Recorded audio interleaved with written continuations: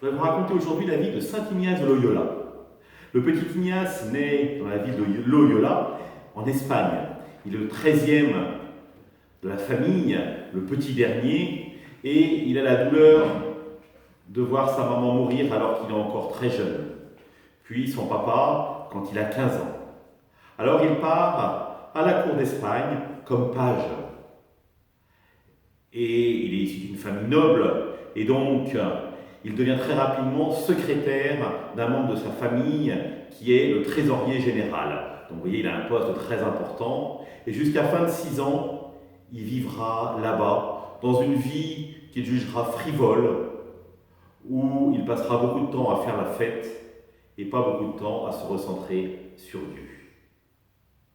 Son protecteur est démis de ses fonctions, et donc il est obligé de partir.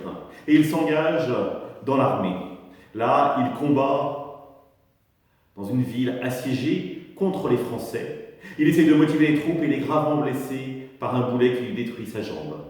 Il est ramené au château de Loyola, il est opéré et il aura des séquelles, une jambe plus courte que l'autre, et il boitera toute sa vie. Contraint de rester au lit, il va lire la légende dorée de Joseph de Jacques de Voragine, qui raconte l'histoire de la vie des saints. Et là où sa carrière militaire a échoué, il se dit « mais je vais être militaire de Dieu ». Et il fait l'expérience du Christ ressuscité au cœur de sa vie. Et là, il part.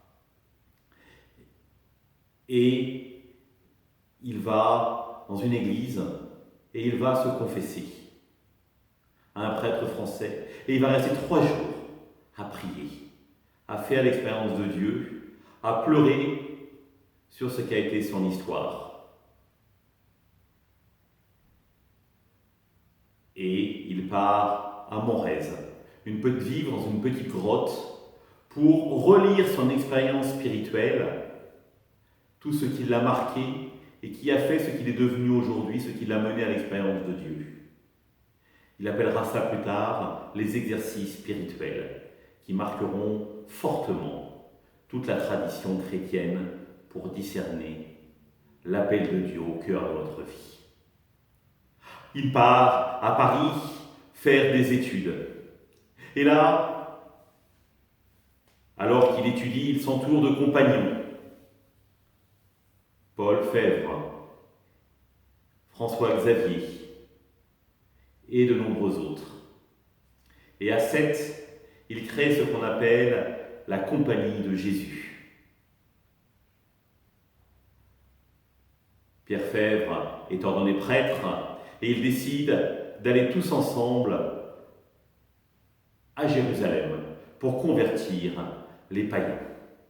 Ils se mettent en route, mais ils doivent s'arrêter à Venise parce qu'il y a la guerre avec les Turcs, et donc ils ne peuvent pas embarquer sur un bateau pour rejoindre Israël. Ils décident alors d'aller à Rome, et en chemin, arrivé près de Rome, Ignace, dans sa prière, a une vision et voit Dieu lui dire « C'est ici qu'il faut que tu me serves ». Alors il prend contact avec le pape et il lui remet un projet de règle.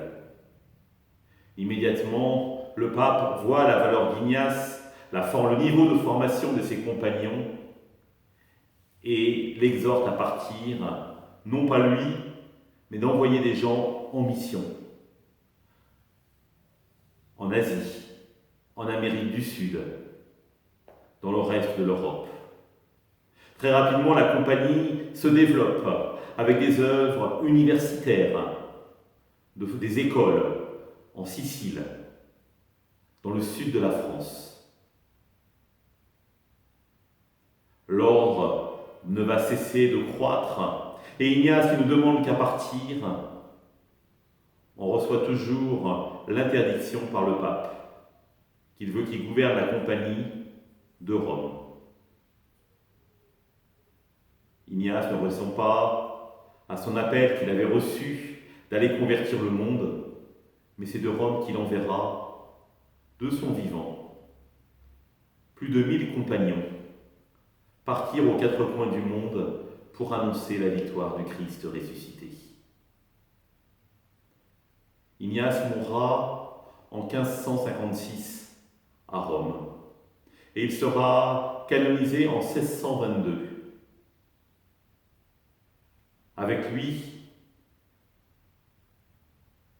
l'Église a eu ce trésor des exercices spirituels pour permettre à chaque personne de vivre le discernement par rapport à une question et savoir où Dieu l'appelle pour pouvoir rayonner de sa présence. À la semaine prochaine!